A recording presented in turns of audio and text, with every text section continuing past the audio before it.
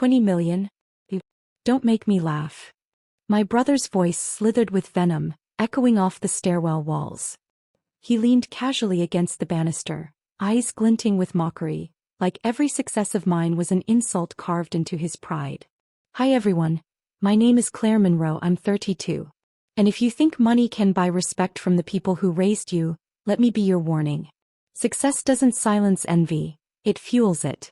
That night, the contract papers were still fresh in my bag, the ink barely dry. I had just signed a $20 million deal that could change my life forever. My hands trembled, not from fear but from the weight of achievement. I imagined hugs, maybe tears of pride, the kind of celebration I'd starved for since childhood. But when I opened my front door, silence greeted me. Not awe, not love. Just my brother's smirk.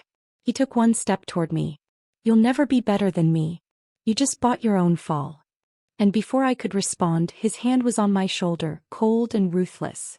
The world spun as my body crashed against the steps, each wooden edge slamming into my ribs until darkness swallowed me whole. I woke to sterile lights, machines humming a cruel lullaby. My father's voice cracked through the fog. You deserved it, Claire. Maybe now you'll stay in your place. His words stung more than the broken bones. Days later, the room filled with laughter. Their laughter. My family gathered around my bed like vultures circling fresh meat. Their words were sharp, deliberate, meant to carve me down to nothing. My chest tightened, breath shallow, but I didn't cry. I simply turned my head, and that's when the door opened. The shadow that stepped in beside me made my father's face drain white. His scream tore through the air. Oh my God, it's... The moment that would shatter every lie was finally here. The room froze, their laughter sliced in half like someone had pressed pause on reality. My father's hand, mid-gesture, trembled and then dropped to his side. My mother's smile vanished, replaced by the kind of fear you only see when ghosts walk in. And there he was, standing tall, calm and terrifyingly certain. The man my family thought they had erased from my life. The man whose name they swore I'd never say aloud again. My mentor, my protector, my secret weapon. Jonathan Hale. The lawyer they had all underestimated, the one who had guided me through every contract, every loophole, every quiet betrayal. My brother stuttered. What? You're supposed to be. Jonathan cut him off with a voice like steel wrapped in velvet. Supposed to be gone? Forgotten? You thought burying the truth meant it would stay underground.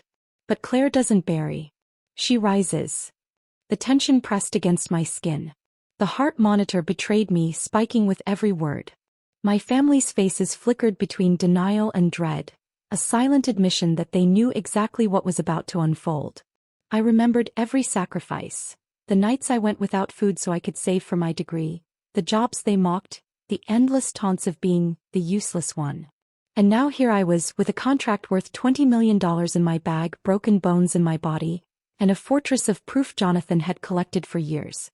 Claire, my father finally spat, voice shaking. Don't think this stranger can protect you. Blood is blood. I locked eyes with him, my throat raw, my voice low but unshakable. Blood is nothing without loyalty. Jonathan stepped closer, placing a thick folder on the rolling hospital tray with a deliberate thud. Papers spilled out, bank records, deeds, hidden transfers. Every secret they thought was invisible was suddenly in the light. My mother gasped, clutching the edge of my bed. My brother lunged forward, but Jonathan raised a single hand. The room obeyed his silence. I sat straighter, pain clawing at my ribs, but I didn't flinch. For the first time in years I had the power. Not just money, not just proof, but the kind of truth that could burn their entire empire down. And in that silence I whispered a vow only I could hear. This was just the beginning. The folder sat between us like a live grenade. My father's fingers twitched as if he wanted to snatch it up and bury it before the ink could scorch his pride. My mother looked away, her nails digging into her palm. My brother sneered, trying to mask his panic with bravado, but his eyes betrayed him. Jonathan slid the top page toward me, steady and unhurried. Claire, this is what they never wanted you to see. Every lie, every dollar stolen from you, every manipulation. It's all here. My hands shook as I picked it up. Property deeds signed under my name when I was too young to understand. Bank accounts drained. Even my college fund, gone before I ever set foot in a lecture hall. My chest burned. Every sacrifice I thought was poverty, was theft. You did this to me? My voice cracked, not with weakness but with fury wrapped in disbelief. All those nights you said we couldn't afford groceries. You were stealing my future? My mother whispered, "It was for the family." I laughed, bitter and sharp. For the family? Or for your favorite child? My eyes locked on my brother. His smug grin faltered. Jonathan leaned forward, his voice like a blade. The law doesn't care about favorites. And neither does the truth. You all used Claire's earnings, her name, her trust. That ends now. My father snapped, his temper finally breaking. You think you can destroy us? You're still just a child to me. Nothing. You wouldn't have a dime if it weren't for us. But his words felt hollow now. The power he once had over me was gone, shattered in the sterile light of the hospital room. My heart pounded, not from fear but from awakening. I turned to Jonathan, my voice steady even as tears blurred the pages. Show me everything. Every single page. He nodded, sliding the stack closer. Piece by piece, Claire. Tonight we rebuild your story. Not theirs. For the first time in my life I didn't feel small. I felt unstoppable, even in a hospital gown, even with bruises blooming across my skin. They had pushed me down the stairs, mocked me at my weakest, told me I deserved pain. But now they would learn what I truly deserved. And as my father's jaw clenched and my mother's shoulders trembled, I realized the truth wasn't just my weapon. It was their undoing. Jonathan straightened, adjusting his tie like he was stepping into a courtroom rather than a hospital room. His voice carried authority, every syllable deliberate, slicing through the stale air. Let's start with the simplest truth, he said, flipping to the first set of documents. Claire's signing bonus, the one you mocked her for, is entirely hers. Not yours to siphon, not yours to manage. She's the sole owner of her contract. My father scoffed, though his eyes darted nervously at the papers. That money wouldn't exist without us raising her. We're entitled to something. Jonathan's calm smile was sharper than any insult. You're entitled to nothing. And if you continue, you'll be entitled to subpoenas. The word subpoenas sent a ripple through the room. My mother shifted uncomfortably in her chair. My brother muttered, "This is ridiculous." But Jonathan silenced him with a look so cold it cut deeper than words. I inhaled, feeling the oxygen in the room bend toward me. 4 years I'd been their scapegoat, mocked, dismissed, treated like an afterthought. Now every secret they buried rose to the surface, piece by piece. Jonathan laid down another document. This is the deed to Claire's grandmother's property. Signed over without her knowledge when she was 17. Illegal, fraudulent, punishable by law. My mother gasped audibly, whispering my brother's name. He paled. And here, Jonathan continued, turning another page, we have the trust fund. Supposedly for Claire's education. All transactions trace back to you. His finger landed squarely on my father's name. The silence was suffocating. My father's lips pressed into a thin line, fury trembling beneath his skin. He wanted to explode, to crush me with his usual thunder, but for the first time he couldn't. I found my voice, steady, quiet, but undeniable. You told me I deserved pain. That my place was beneath you. But here's the truth. My place is above the lies you built your lives on. The monitor beside me beeped faster, like it understood the weight of my words. Jonathan leaned closer to my family, his tone final. Claire doesn't stand alone anymore. She has the law, the contract, and the truth. What do you have? Nothing but fear. For once they had no comeback. No cruel laughter. Only the sound of their empire beginning to crack. And as I watched them squirm in the harsh light, I realized something chillingly beautiful. Revenge didn't always roar. Sometimes it whispered. My father finally snapped, his fist slamming against the hospital wall. You think papers will save you? We are your family, Claire. Without us you're nothing. You'll always come crawling back. The words were familiar, rehearsed from a lifetime of control. But this time they didn't pierce me. They bounced off like dull arrows against armor I never knew I had. Jonathan didn't flinch. Threats don't change signatures. You robbed her future and now you're terrified she's building one without you. My mother leaned forward, her voice syrupy sweet. Claire, darling, don't let outsiders poison your mind. We only ever wanted what's best for you. I laughed, a sound sharp enough to slice through the room. Best for me? You pushed me down a staircase. You stood over my broken body and said I deserved it. Was that your version of love too? Their silence was the only answer I needed.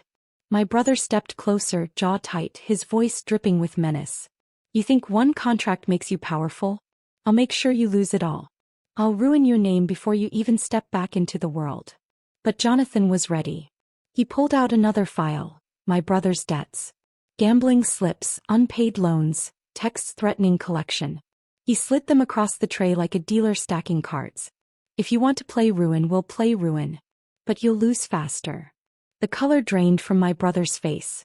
His bravado cracked, leaving only the boy who always hid behind my father's shadow. I straightened, ignoring the pain screaming through my ribs. My voice carried the weight of every scar they had carved into me. You've taken enough. My money, my trust, my safety. But you don't get to take my future. Not anymore. The room grew heavy, their fear as thick as smoke. I could see it in their eyes. The dawning realization that the power they'd lorded over me for years was slipping, falling into my hands. And for the first time in my life, they were the ones afraid to look at me.